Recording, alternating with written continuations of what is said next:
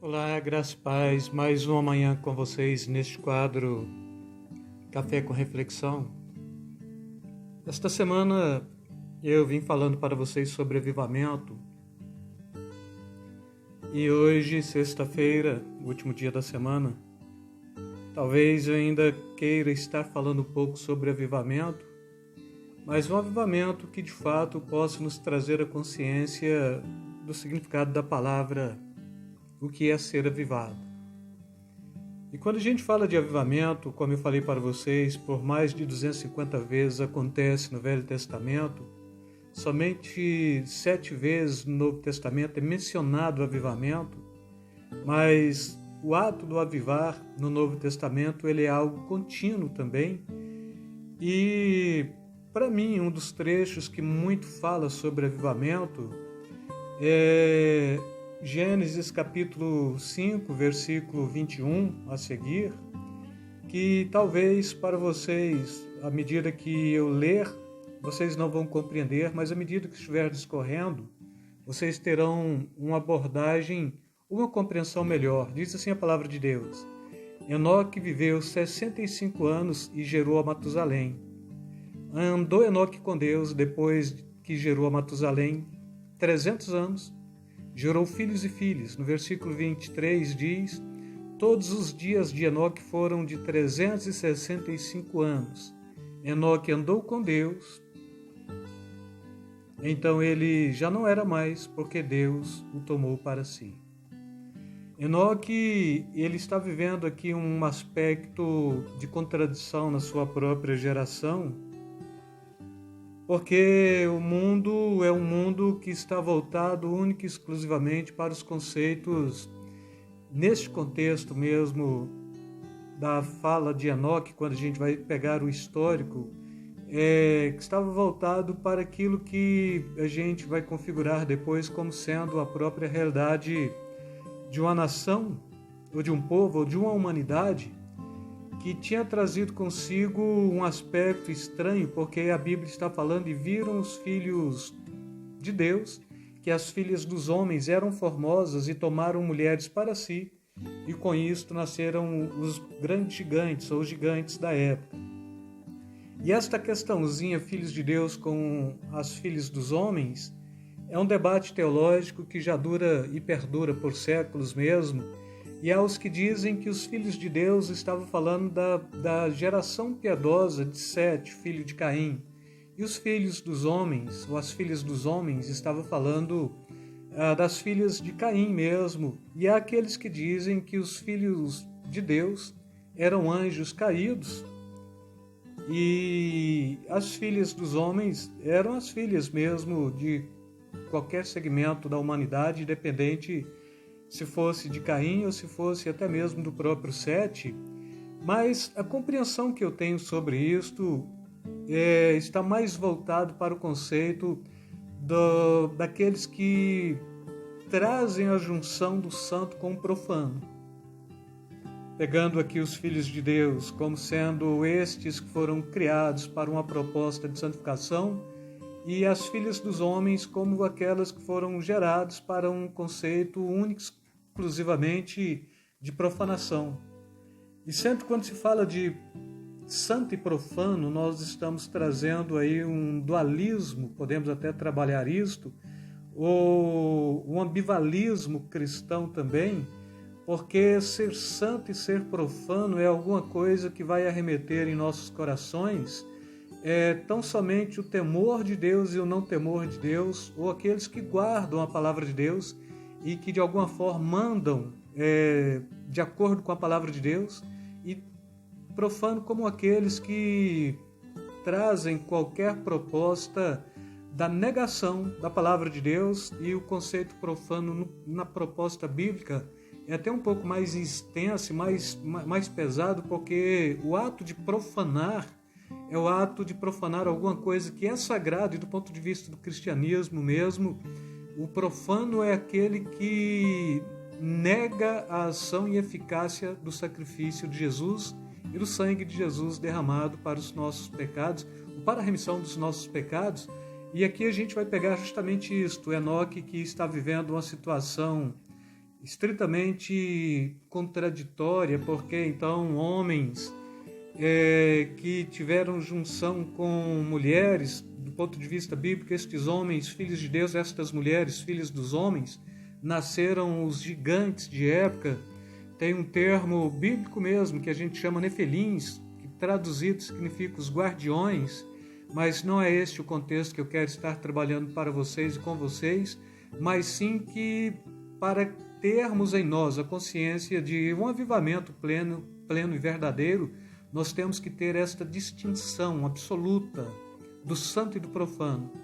Compreender que você foi gerado de Deus, pelo Espírito Santo, através do sacrifício de Jesus, e compreender aqueles que, de alguma forma, não quiseram ou profanaram ou abriram mão do sacrifício da cruz, do sangue derramado, da morte vicária e mesmo da própria ressurreição e ascensão do Filho de Deus. E Enoque, quando ele está tomando esta proposta de intimidade com Deus, dado o momento, a Bíblia diz, e Enoque já não era mais, porque Deus o tomou para si, ou seja, dentro de uma geração toda, de uma humanidade toda, de um período dispensacional completo, somente um homem foi capaz de ser encontrado dentro desta proposta de viver e andar intensamente com Deus. E aqui, avivamento, quero trazer para este conceito também, a capacidade de viver e andar intensamente com Deus. E, infelizmente, quando nós falamos para dentro das nossas igrejas hoje, nós vivemos aquilo que nós chamamos de mediano, ou estamos andando na média. Todo cristão, a maioria dos cristãos, a maioria das igrejas, com raras exceções, estão levando uma vida mediana, nem acima nem abaixo. E o termo mediano ele é bem traduzido por medíocre. Então, o medíocre é aquele que está na média. Ele não é maior do que todos, mas também ele não é menor do que todos. E aqui o contexto do avivamento, então o contexto do próprio Enoque ser trasladado para andar com Deus, o próprio Deus propôs algumas coisas, algumas características mais que Enoque trouxe a consciência de cumprir. E aí, para viver acima desta vida de mediocridade, esta vida mediana, esta vida que você nem está muito em cima, nem está muito embaixo, mas está aí relativizando uma questão, uma postura, é que, de alguma forma, para você ter um grande avivamento, você tem que fazer uma escolha de não ser meramente um mediano ou alguém que está vivendo na média, mas vivendo acima da média, porque a proposta bíblica é que o cristão, de fato, ele tem que estar vivendo uma intensidade profunda com Deus. E aí a minha compreensão é que para que a gente possa viver acima da média, ou deixar esse contexto da mediocridade, nós temos que andar mais com Deus. Andar com Deus é andar acima da média. A maioria de nós andamos única e exclusivamente na média, nós somos medíocres, não é? E para andarmos mais com Deus, e quando andamos mais com Deus, a gente vai perceber que somente alguns de nós têm o privilégio de enxergar mais, experimentar mais, conhecer mais, servir mais, desfrutar mais daquilo que Deus tem para oferecer a cada um de nós. E neste tempo em que nós estamos passando aqui, por pandemia mesmo, por corrupções, por quadro de empobrecimento da própria nação. Alguém diz que o Brasil não é uma nação pobre, é uma nação empobrecida, e faz sentido porque os recursos naturais do nosso país permitem que a gente seja um povo necessariamente enriquecido, mas sobretudo estamos empobrecidos, e o empobrecimento está vindo aí em muitas circunstâncias. A gente pega o carro-chefe, a pandemia mesmo, mas a gente pega a corrupção, a gente pega a nossa própria política, que dividiu-se em três partes. Então é esquerda, direita e centrão. E quando se fala de esquerda e direita, não é nem para o diálogo, para buscar aí desse contexto do bom discurso alguma coisa que possa ser mediano, ou alguma coisa que possa trazer uma verdade que sirva para o bom andamento, para o bom crescimento da nação. Mas a gente não vive isso porque estamos preocupados com a nossa ideologia partidária. E à medida que a gente para analisar única e exclusivamente, a gente vai perceber que, de alguma forma, até mesmo as militâncias de centro, de esquerda e de direita estão totalmente perdidos, e com isto a gente vai perdendo esta capacidade de estarmos levando esta vida com Deus mesmo, andando com Deus, experimentando mais de Deus, conhecendo mais de Deus, tendo a possibilidade de servir mais e desfrutar mais daquilo que Deus tem para nós.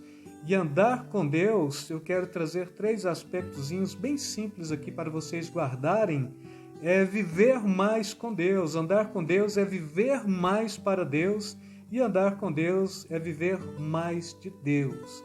Então, quando é que este povo de fato pode ser ou trazer em si a compreensão de estarem vivendo um tempo de avivamento? É quando este povo compreender a proposta de Enoque. Enoque andou com Deus e deixou de ser, porque Deus o tomou para si. Neste contexto, andar com Deus significa ser pleno em Deus e Deus ser pleno na pessoa. E quando Enoque é trasladado, ele é trasladado para andar com Deus, porque já não fazia mais nenhum sentido aquele homem andar dentro de uma sociedade totalmente violenta e posteriormente totalmente imoral dentro do seu contexto e dos seus conceitos. E ainda, pegando Crônicas aqui, segundo Crônicas 7,14, mesmo se o meu povo que se chama pelo meu nome se humilhar, orar, buscar a minha face e se afastar dos seus maus caminhos, dos céus eu ouvirei, perdoarei os seus pecados e curarei a sua terra. O próprio Deus está falando aqui, ainda que para Salomão lá atrás, mas isso é uma verdade, é a palavra de Deus falando conosco. A palavra de Deus, ela sempre fala conosco, desde Gênesis a Apocalipse. Você não vai ter que dividir a palavra de Deus, como alguns segmentos já fazem, né? O que interessa para nós é Novo Testamento, porque o Velho é maldição. Não. A palavra de Deus é a palavra de Deus, e aquilo que Deus falou é aquilo que Ele vai realizar em nossas vidas, e seremos julgados e seremos punidos por negligenciarmos talvez aspectos da palavra de Deus que se encontra ainda no Velho Testamento e que de alguma forma está falando conosco. E aqui a proposta é justamente esta: para ser avivado, é buscar, é humilhar, não é? Capacidade de saber que a gente tem que se humilhar, a gente tem que orar, a gente tem que buscar a face de Deus e se afastar dos nossos maus caminhos. E a promessa de Deus é que então ouvirei dos céus, perdoarei os seus pecados e curarei ou sararei a sua terra. E neste contexto eu quero desafiá-los a estarem experimentando esta proposta de não levarem uma vida mediana, uma vida que só te faz conduzir-se por si mesmo dentro daquilo que é padrão, nem acima nem abaixo da média, porque o bom cristão e aqueles que de fato experimentam algo de Deus é porque estão andando acima da média, e estes de fato experimentam mais de Deus e relacionam-se mais com Deus. E eu gostaria de convidá-los justamente a experimentar mais de Deus, conhecer mais de Deus, servir mais a Deus, desfrutar daquilo que Deus tem para nós. E neste contexto aqui, andar com Deus é viver mais com Deus, mais para Deus e viver mais de Deus, não é? E assim eu quero estar orando por você e te chamando. Busque avivamento para a sua vida, busque avivamento, este avivamento individual, particular, mas busque o avivamento também que diz respeito à sua comunidade, à sua igreja, e que homens se aquebrantem diante de Deus para que o Senhor possa vir e intervir nessa sociedade tão maléfica e que tantos prejuízos tem trazido para o ser humano.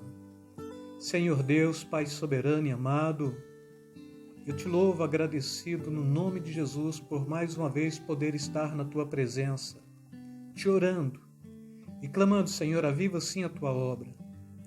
No meio dos anos, dos séculos, faze-a notória. Na ira, lembra-te da misericórdia. E que possamos trazer, Pai Santo, este conceito de crônicas mesmo, de orar, humilhar, buscar, para que então o Senhor possa ouvir do alto céus, estender o teu braço, vir sarar o teu povo e curar a terra. Assim, quando estou te falando, Deus Santo, e te orando, falando de avivamento, estou de fato querendo propor para ti, Deus Santo, a necessidade que eu estou sentindo e que todos nós estamos sentindo de estarmos na Tua presença buscando mais de Ti, ó Deus Santo, e abrindo mão mais disto que se enquadra como sendo padrões seculares para podermos experimentarmos aquilo que Tens para realizar em nossas vidas.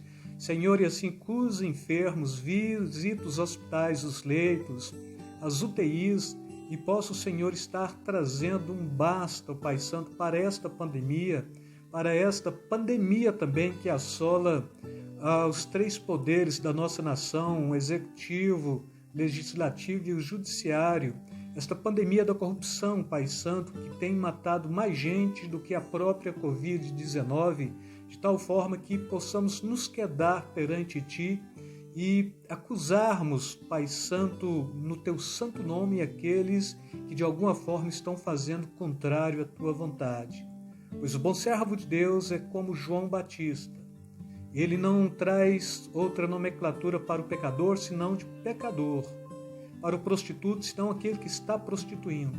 Assim também dê autoridade para que possamos agir de tal forma na Tua presença. Pai amado, eu te oro assim, Deus, eu te agradeço. No nome de Teu Filho amado Jesus. Amém, Senhor. Amém. E assim, mais uma vez, quero deixar esta palavra de reflexão para vocês, deixando aí um beijo na alma, um beijo no coração. Fiquem na paz, amados. E um bom início de término de semana e de feriado prolongado, né?